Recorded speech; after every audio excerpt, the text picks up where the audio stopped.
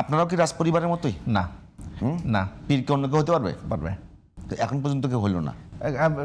সৈয়দ ইসাক সাহেব রহমতুল্লাহ আলাইহি তো তার বাবার সন্তান হিসেবে হয়নি, তিনি তো কারি ইব্রাহিম সাহেব থেকে পীর হয়েছে, তো এটা হতে পারে।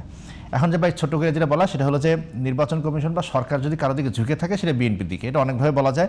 আর একটা কথা ভাইয়ের সাথে আমি দ্বিমত করি যে রাজনৈতিক আন্দোলনকে মব বলা উচিত না। আমি এইটাকেও ছাত্র দলটাকে মব বলতে চাই না, আবার ওরা যে আমাদেরটা মব বলে বা ওনাদেরটা মব বলে সেটা আসলে মব বলা উচিত না।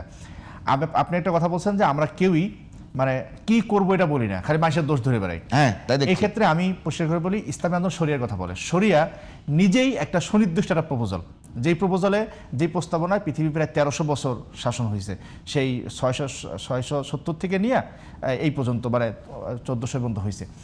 আমরা কি করতে, শরিয়ার প্রস্তাবনাগুলো কি? একটা আইনের শাসন। আপনারা খুব ভালো করে জানেন রাসূলুল্লাহ সাল্লাল্লাহু আলাইহি ওয়াসাল্লাম বলেছিলেন যে আমার মেয়ে ফাতেমাও যদি চুরি করে আমি তার উপরে যে বিধান সে বিধান কায়েম করবো। হযরত আলী রাদিয়াল্লাহু তাআলা আনহু খলিফা থাকাকালীন একজন ইহুদির সাথে তাকে কাঠ করে দাঁড়াইতে হয়েছে, এবং বিচারের সিস্টেমে বর্মটা তার, কিন্তু যেহেতু তার ছেলে তার পক্ষে রায় দিচ্ছেন, বর্মটা ইহুদিকে দিয়ে দেওয়া হয়েছে।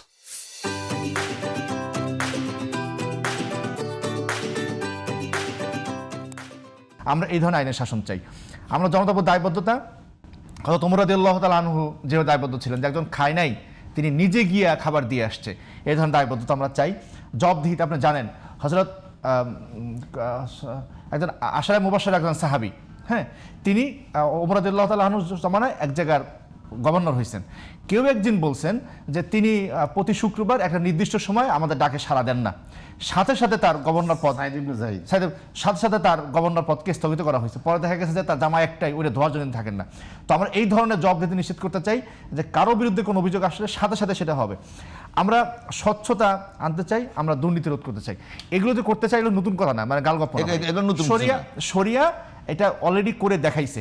কিন্তু আপনারা যারা শরিয়াপন্থী রাজনীতি করেন, আপনাদের সাথে যারা শরিয়া চায় না, পার্থক্য কোন জায়গাতে?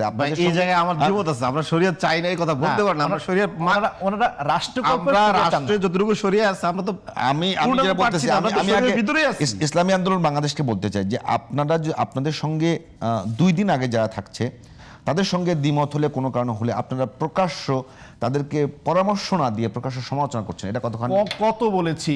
আর জামাত ইসলাম যাদের প্রতিষ্ঠাতা হলেন মাওলানা মওদুদী তো মানে বর্তমান জামাতের তুলনায় অনেক কঠোর শরিয়াপন্থী। তো তার আদর্শ মানে যত যাই হোক না কেন, সরিয়ে হলো তো একটা শরিয়ার প্রাধান্যর জায়গায়। শরিয়া কোথায়? গতকালকে এক জায়গায় ছিলাম, সেখানে জামাতের একজন বললেন যে তাদাররুজ মানে পর্যায়ক্রমে শরিয়া বাস্তবায়ন করা। এখানে 2টা দিক, এটা এই ব্যাখ্যা তার বারংবার দেয়, ফলে আপনার এখানে সুযোগ করে বলে ফেলি।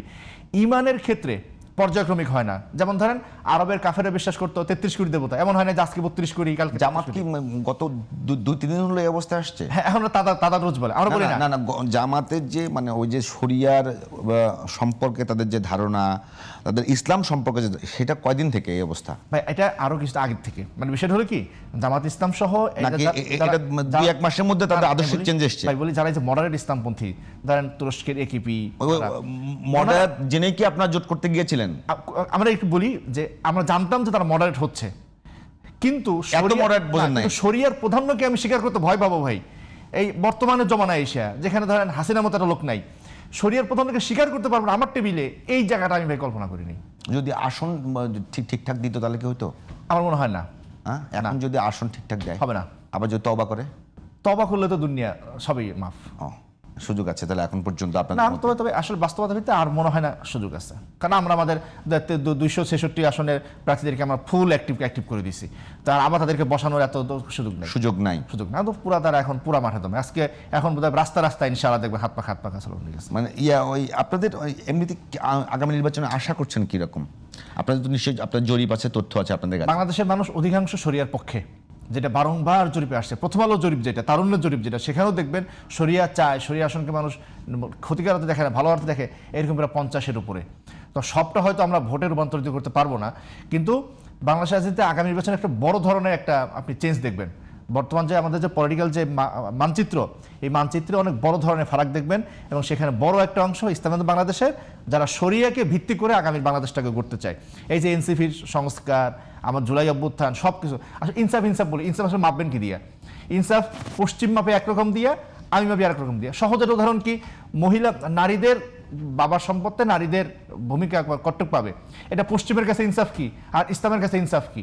এখন শুধু ইনসাফ কায়েম করলে কিন্তু হবে না শিশির ভাই, মানে ইনসাফ বলতেছেন কোনটার ভিত্তিতে ইনসাফ সেটা নিশ্চিত করতে হবে। আমরা সেটা চাই এবং বাংলাদেশের মানুষ অধিকাংশ এটার প্রতি দেখবেন আগামী নির্বাচনে একটা বড় ধরনের একটা বাংলাদেশ সম্পর্কে আসবে। ধন্যবাদ। এবং আরেকটা বিষয় যে বলে রাখা ভালো যে শরিয়া নিয়ে পশ্চিমকে একটু আশ্বস্ত করতে চাই যে শরিয়াকে নিয়ে ভয় পাওয়ার কিছু নেই। শরিয়া শুধু একটা আইন না, আমরা শরিয়া আইন অর্থ বুঝি। শরিয়া একটা বিশ্বাস, একটা সংস্কৃতি, একটা মনস্তত্ত্ব, একটা মনোভাব এবং একটা আইন। কোথাও কি মানে কোনো উদাহরণ হিসেবে কিছু দিতে পারেন? এটা আমার উদাহরণ তো অনেক। আমরা ওয়াইল হাল্লাক নামে এক ভদ্রলোক আছেন, উনি আমেরিকান কোন এক ইউনিভার্সিটি প্রফেসর, ওনার বই আছে দ্য ইম্পসিবল স্টেট। সেখানে তিনি বিস্তারিত, খ্রিস্টান ভদ্রলোক, মুসলমানও না, তিনি বিস্তারিত দেখাইছেন যে পুরা ইসলামের শাসনে শরিয়া এভাবে আসলে হাজির ছিল। সেপারেশন অফ পাওয়ারটা এত চমৎকার ছিল। বর্তমান আইন প্রণয়ন করার ক্ষমতা কার কাছে? সংসদের কাছে। সেই সংসদ দল দ্বারা নিয়ন্ত্রিত। কিন্তু ইসলামী শাসনে, ইসলামী শরিয়ায় আইন প্রণয়ন করার ক্ষমতা হলো একদল মানুষের কাছে যারা নিজস্ব পড়াশোনা এবং জনগণের কাছ থেকে সম্মতি নিয়ে তারা আইন প্রণয়ন করেন। একই তো হলো। না আরো না, ফোকাহে কেরাম তারা আর কোনো প্রাতিষ্ঠানিক না, তারা অপ্রাতিষ্ঠানিক। এই অপ্রাতিষ্ঠানিক ফোকাহাদের সিদ্ধান্ত এমন ছিল, ওই ফোকাহারা যদি কোনো খলিফাকে সমর্থন না করতেন তার খেলাফত পর্যন্ত বাতিল হয়ে যেত, তিনি ক্ষমতা থেকে মতো সরে যেতেন। তো একেবারে জনমানুষ এই ফিকহাকে নিয়ন্ত্রণ করতো, এই আইন একেবারে জনমানুষ থেকে আসতো, উঠে আসতো।